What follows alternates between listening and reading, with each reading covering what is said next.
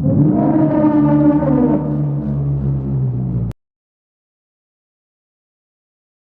आए तो मुशरक थे और खून मोहम्मद के प्यासे थे, और जा रहे थे तो खुदा के तन्हा खुदा के गुलाम और मोहम्मद के सच्चे जानसार थे। वो दौड़े हुए जा रहे थे कि आपको आका बना लें और मुबारक कदमों में अपना सिर डाल लें। उमर अरकम के घर पहुंचे तो कुवाड़ बंद थे। कंडी खटखटाई तो बिलाल की आवाज आई, कौन है? जवाब, मुल्ला, खिताब का बेटा। इस वक्त रसूली खुदा कुछ साथियों में तशरीफ फरमा थे। हमजा, अबू बकर, बिलाल और अली भी वहीं मौजूद थे। बिलाल आपके पास आए और अर्ज किया, अल्लाह के रसूल, दरवाजे पर खिताब का बेटा उमर है। अगर दरवाजा खोल दिया तो डर है कि कहीं परेशान न करे। आपने फरमाया, आने दो, अगर नीयत ठीक है तो क्या कहना?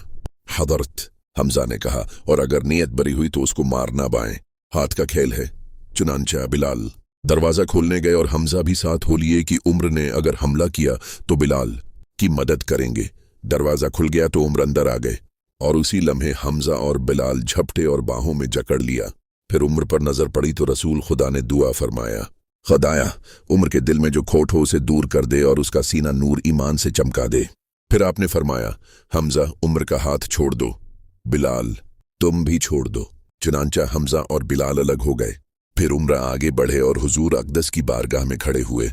आपने फरमाया, उमर, क्या जब तक कोई दर्दनाक अजाब ना आए अपनी रोश नहीं छोड़ोगे? कहो क्या इरादा है? अर्ज किया, ईमान लाने आया हूं। ये कहना था कि मुसलमानों ने इतने जोर का नारा लगाया कि घर की दीवारें हल गईं और मक्का की पहाड़ियां गूंज उठीं। अल्लाह अकबर, अल्लाहु अकबर, अल्लाहु अकबर। ये सिलसिला अभी जारी है।